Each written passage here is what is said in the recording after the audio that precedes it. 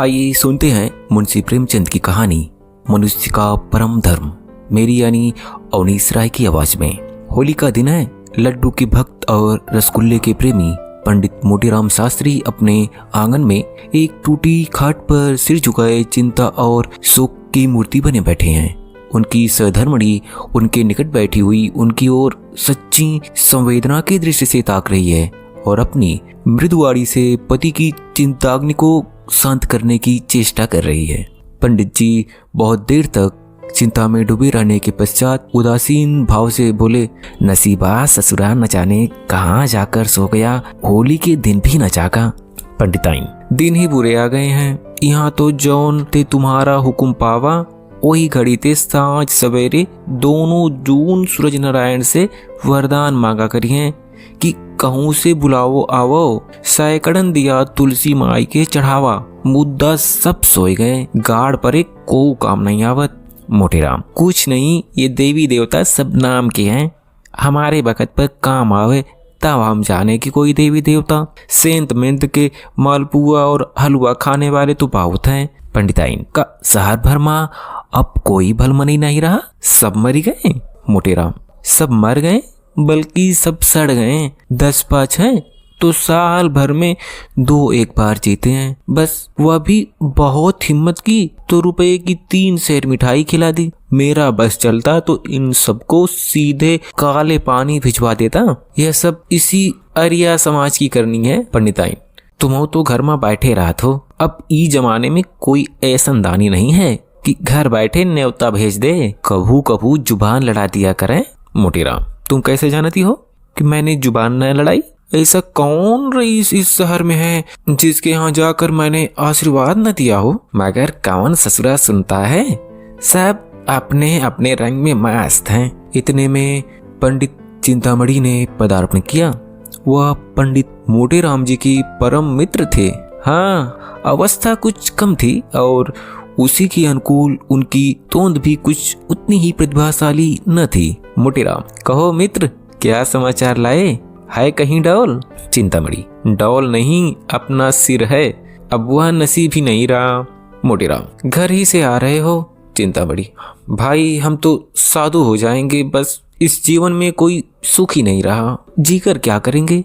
अब बताओ कि आज के दिन अब उत्तम पदार्थ न मिले तो कोई क्यों कर जिए? मोतीराम, हाँ भाई, बात तो यथार्थ कहते हो। चिंतामणि, तो अब तुम्हारा किया कुछ ना होगा, साफ साफ कहो, हम सन्यास ले ले। मोतीराम, नहीं मित्र, घबराओ मत, जानते नहीं हो बिना मरे स्वर्ग भी नहीं मिलता।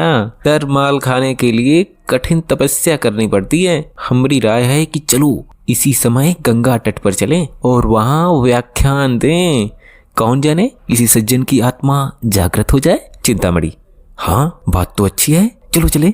दोनों सज्जन उठकर गंगा जी की ओर चले। प्रातः काल था, सहस्रों मनुष्य स्नान कर रहे थे, कोई पाठ करता था, कितने ही लोग पंडों की चौकियों पर बैठे तिलक लगा रहे थे, कोई तो गीली धोती ही पहने घर जा रहे थे। दोनों महात्माओं को देखते ही चारों तरफ नमस्कार, प्रणाम और पालागन की आवाजें आने लगी। दोनों मित्र इन अभिवादनों का उत्तर देते गंगा तट पर जा पहुंचे और स्नानादि से प्रवृत्त हो गए। पश्चात एक पंडे की चौकी पर भजन गाने लगे। वह ऐसी विचित्र घटना थी कि सैकड़ों आदमी कौतूहलवश आकर एकत्रित हो गए।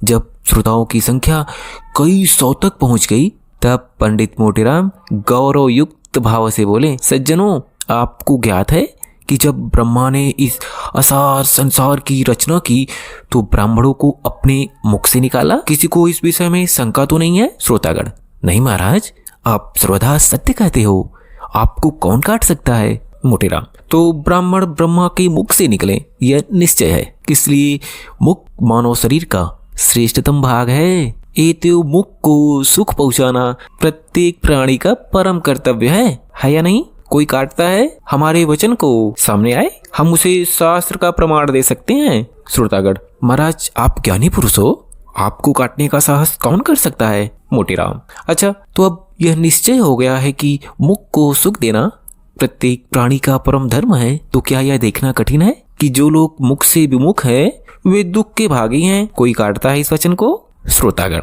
महाराज आप धन्य हो, आप न्यायशास्त्र के पंडित हो। मोटेराम, अब प्रश्न यह होता है कि मुख को सुख कैसे दिया जाए। हम कहते हैं जैसी तुम में श्रद्धा हो, जैसा तुम में सामर्थ्य हो।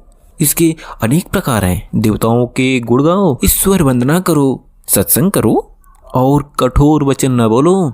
इन बातों से मुख को सुख प्राप्त होगा। किसी को विपत्ति में देखो तो उसे ठाठस दो, इससे मुख को सुख होगा। किंतु इन सब उपायों से श्रेष्ठ, सबसे उत्तम, सबसे उपयोगी एक और ही ढंग है। कोई आप में ऐसा है जो उससे बतला दे? है कोई? बोले श्रोतागण। महाराज आपके सम्मुख कौन मुख खोल सकता है, आप ही बताने की कृपा कीजिए। मोटेराम, अच्छा तो हम चिल्लाकर गला फाड़ कर कहते हैं, इन सब विधियों से श्रेष्ठ है उसी भांति जैसे चंद्रमा समस्त नक्षत्रों में श्रेष्ठ है। श्रोतागण, महाराज अब विलंब न कीजिए, ये कौन सी विधि है? मोटेराम, अच्छा सुनिए, सावधान होकर सुनिए। यह विधि है मुख को उत्तम पदार्थों का भोजन करवाना, अच्छी अच्छी वस्तु खिलाना। कोई काटता है हमारी बात को, आए हम उसे वेद मंत्रों का प्रमाण दें। एक मनुष्य ने शंका की, यह समझ में नहीं आता कि सत्य भाषण से मिष्ट भक्षण क्यों कर मुख के लिए अधिक सुखकारी हो सकता है। कई मनुष्यों ने कहा, हाँ हमें भी यही शंका है महाराज, इस शंका का समाधान कीजिए। मोटेराम, और किसी को कोई शंका है, हम बहुत प्रसन्न होकर उसका निवारण करेंगे। सज्जनों, आप पूछते हैं कि उत्तम पदार्थों का भोजन करना और कराना क्यों कर सत्य भाषण से अधिक सुखदायी है। मेरा उत्तर है कि पहला रूप प्रत्यक्ष है और दूसरा अप्रत्यक्ष। देखो उदाहरणतः कल्पना कीजिए कि मैंने कोई अपराध किया। यदि हकीम मुझे बुलाकर नम्रतापूर्वक समझाए कि पंडित जी आपने यह अच्छा काम नहीं किया, आपको ऐसा उचित नहीं था, तो उसका यह दंड मुझे सुमार्ग पर लाने में सफल न होगा। सज्जनों, मैं ऋषि नहीं हूँ, मैं दीनहीन मायाजाल में फंसा हुआ प्राणी हूँ। मुझ पर इस प्रकार दंड का कोई प्रभाव न होगा। मैं हकीम के सामने से हटते ही फिर उसी कुमार्ग पर चलने लगूंगा। मेरी बात समझ में आती है? कोई इसे काटता है? श्रोतागण, महाराज आप विद्यासागर हो, आप पंडितों के भूषण हो, आप तो धन्य हो। मोटेराम, अच्छा उसी उदाहरण पर फिर विचार करो। हाकिम ने बुलाकर तत्क्षण कारागार में डाल दिया और वहां मुझे नाना प्रकार के कष्ट दिए गए। अब जब मैं छूटूंगा तो बरसों तक यातनाओं को याद करता रहूंगा और संभवतः कुमार्ग को त्याग दूंगा। आप पूछेंगे ऐसा क्यों है? दंड दोनों ही है, तो क्यों एक का प्रभाव पड़ता है और दूसरे का नहीं? इसका कारण यही है कि एक का रूप प्रत्यक्ष है और दूसरे का गुप्त। समझे आप लोग? श्रोतागण, धन्य हो कृपा निधान, आपको ईश्वर ने बड़ी बुद्धि सामर्थ्य दी है। मोटेराम, अच्छा तो अब आपका प्रश्न होता है कि उत्तम पदार्थ किसे कहते हैं। मैं इसकी विवेचना करता हूँ। जैसे भगवान ने नाना प्रकार के रंग नेत्रों के विनोदार्थ बनाए, उसी प्रकार मुख के लिए भी अनेक रसों की रचना की। किंतु इन समस्त रसों में श्रेष्ठ कौन है? वो यह अपनी अपनी रुचि है, लेकिन वेदों और शास्त्रों के अनुसार मिष्ट रस माना जाता है। देवतागण इसी रस पर मुग्ध होते हैं। यहाँ तक कि सच्चिदानंद सर्वशक्तिमान भगवान भी मिष्ट पाकों से ही अधिक रुचि है। कोई ऐसा देवता का नाम बता सकता है जो नमकीन वस्तुओं को ग्रहण करता हो? है कोई जो किसी एक भी दिव्य ज्योति का नाम बता सके? कोई नहीं है। इसी भांति खट्टे कड़वे और चरपरे कसैले पदार्थों से भी देवताओं को प्रीति नहीं है। श्रोतागण, महाराज आपकी बुद्धि अपरंपार है। मोटेराम, तो यह सिद्ध हो गया कि मीठे पदार्थ सब पदार्थों में श्रेष्ठ है। अब आपका प्रश्न होता है कि क्या समग्र मीठी वस्तुओं से मुख को समान आनंद प्राप्त होता है? यदि मैं कह दूं हाँ, तो आप चिल्ला उठोगे कि पंडित जी तुम बावले हो, इसलिए मैं कहूँगा नहीं और बारंबार नहीं। सब मीठे पदार्थ समान रोचकता नहीं रखते हैं। गुड़ और चीनी में बहुत भेद है। इसलिए मुख को सुख देने के लिए हमारा परम कर्तव्य है कि हम उत्तम से उत्तम मिष्ट पाकों का सेवन करें और कराएं। मेरा अपना विचार है कि यदि आपके थाल में जौनपुर की अमृतियाँ, आगरे की मोतीचूर मथुरा के पेड़े, बनारस की कलाकंद, लखनऊ के रसगुल्ले, अयोध्या के गुलाब जामुन और दिल्ली का हलवा सोहन हो तो ईश्वर भोग योग्य है। देवतागण उस पर मुग्ध हो जाएंगे। जो साहसी पराक्रमी जीव ऐसी स्वादिष्ट थाल ब्राह्मणों को जिमाएगा उसे निसंदेह स्वर्गधाम प्राप्त होगा। यदि आपको श्रद्धा है तो हम आपसे अनुरोध करेंगे कि अपना धर्म अवश्य पालन कीजिए, नहीं तो मनुष्य बनने का नाम न लीजिए। पंडित मोटेराम का भाषण समाप्त हो गया। तालियां बजने लगी। कुछ सज्जनों ने इस ज्ञान वर्षा और धर्मोपदेश से मुग्ध होकर उन पर फूलों की वर्षा की।